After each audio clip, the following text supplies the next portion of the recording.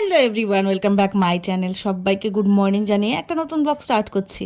আজকে হলো কি শনিবার, আর শনিবার রবিবার মানেই কিন্তু লেট মর্নিং ঘুম থেকে উঠতে হবে। তো দেরি করেই উঠেছি। উঠে নিয়ে যদিও আজকে কোনো চিন্তাভাবনা নেই যে কী খাবো কী খাবো। কেন বলো তো? কালকেই এই যে দেখছো আটাটা আমি মেখে রেখেছিলাম। তো কেন মেখেছি আটাটা? আটাটা মাখার একটাই কারণ যে আজকে ছোলে ভাটুরে খাবো। তার জন্য তো আগের দিন রাতেবেলাই মাখতে হবে। তো বেশ দই টই দিয়ে সুন্দর করে মেখে রেখেছিলাম। এটা কিন্তু ময়দা না, আমাদের তো বাড়িতে ময়দা আনে না জানোই, নর্মাল সাদা আটা যেটা হয় সেইটা।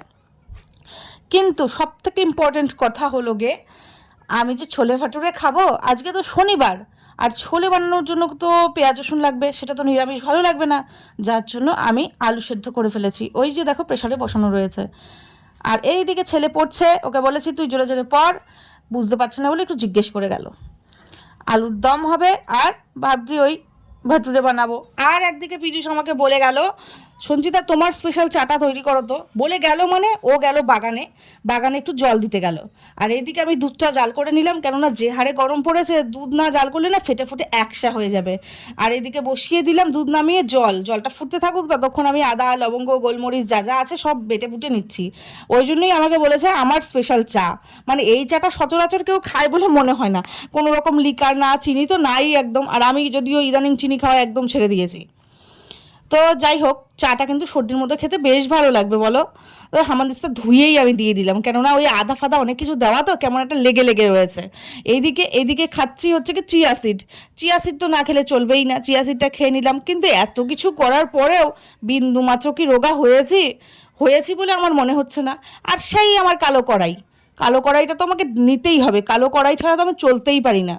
কেননা এই কালো কড়াই ছাড়া রান্নাটা যেন আমার অসম্পূর্ণ অসম্পূর্ণ লাগে। চা হয়ে গেল, দিয়ে দিব সেই কালো কড়াই বসিয়ে। আমার না কড়াই মাজতে খুব খাটনি লাগে, খুব খাটনি লাগে। যার জন্য এই কড়াইটা কালো হোক সাদা হোক যাই হোক, এই কড়াইটাতে রান্না করে বেশ মজা আছে। এইদিকে ছেলের ভীষণ জোরে খিদা পেয়েছে, অনেকক্ষণ থেকে চিল্লাচ্ছিল মা কিছু খেতে দাও, মা কিছু খেতে দাও। তো তরকারি ছাড়াই ওকে আমি ভাটুরে বানিয়ে দিয়েছিলাম। একটা খেয়েছে, খেয়ে নিয়ে নিচে চলে গেছে খেলতে, আর দুটো রয়েছে। এইদিকে ভাবছো কী করছে? ফ্রিজটা না ভলিউমটা বাড়ানোই ছিল, কমিয়ে দিয়েছি, দেখি জল টল গড়ে মানে বরফ গলে জল হয়ে পড়ছে, সব ভেসে যাচ্ছে। তো পীযূষ ওই জলটাই ফেলে দিল, ফেলে দিয়ে একটুখানি ফ্রিজটার পাশ মানে ওই আশেপাশটা একটু পরিষ্কার করে দিল। আর এইদিকে আলুর দমে মাত্রই ঝোল দিয়েছি, ফুটছে।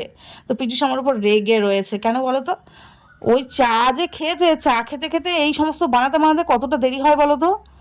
তো কি হয়েছে শেষমেশ বন্ধুরা, আমি যে ভাটুরে বানিয়েছি না, ভাটুরেটা এতটা কড়া হয়ে গেছে, সুজি দেওয়া ছিল তো।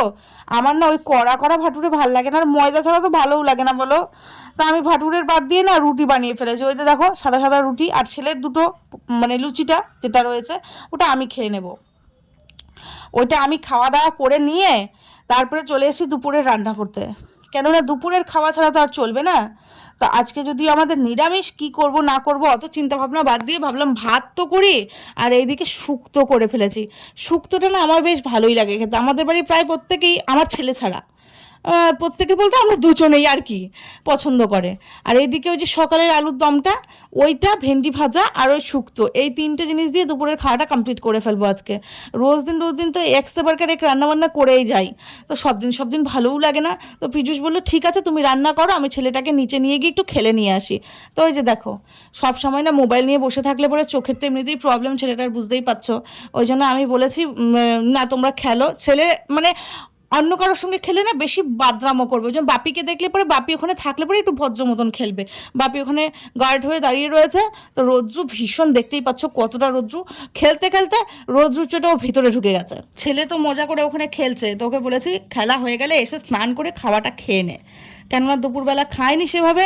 তো ও আর ওর বাপি খেয়ে ফেলেছে। আর আমি এখন 4টা বাজে, 4টার সময় মাত্র স্নান করে এলাম। স্নানটা করে পুজোটা করেছি, করে নিয়ে এই যে চুল টুল মুছতে মুছতে তোমাদের সঙ্গে এলাম কথা বলতে। তো মেন কথা কি হয়েছে বলো তো, সেদিনকে আমি তোমাদেরকে বলেছিলাম না যে আমার শ্বশুরবাড়ির লোকজন আমাকে বলেছে শ্বশুরবাড়িতে যেতে না। তো কেন না করলো সেটা তো মেন একটা কারণ রয়েছে। কারণ একটাই, কোনো রকম ঝগড়া ঝামেলা কিচ্ছু নয়। আমি যে এখান থেকে মানে ইসলামপুর থেকে বাপের বাড়িতে গেছি, বাপের বাড়ি থেকে যে শ্বশুর বাড়ি যাব, সেই ভোটের পিরিয়ড চলছে, বুঝতেই পারছো, বাচ্চা কাচ্চা নিয়ে বাইরে যাওয়াটাও সম্ভব হয় না। আর আমার ভাসুরকে ফোন করে বলেছিলাম যে দাদাভাই এসে নিয়ে যাও, তো দাদাভাই না সেদিন আমাদের ওখানে বড় হাট, তো ওই মালপত্র মানে আখের যেটা রসের বিজনেস করে, সেই রসের জন্য আখ টাক ছুলে টুলে আমাকে নিতে আসবে, এটা সম্ভবপর নয়। তো আমাকে দিদিভাই বলল যে তুমি যদি টোটো করে আসতে পারো আসো, না হলে পরে এবারের জন্য থাক। আমার যা খুব ভালো, ওরকম টাইপের নয় যে হ্যাঁ তুমি ওখানে এলে কেন এখানে এলে না, বাড়ির বউ বাড়ির ছেলে কেন এখানে ছাড়া ওখানে গেলে, এরকমটা নয়। দিদিভাই বলল যে থাক, বাচ্চাটাকে যখন সুস্থ মতন নিয়ে এসো, সুস্থ মতন নিয়ে ইসলামপুরে চলে যাও, যদি আসতেও না পারো কোনো অসুবিধা নেই।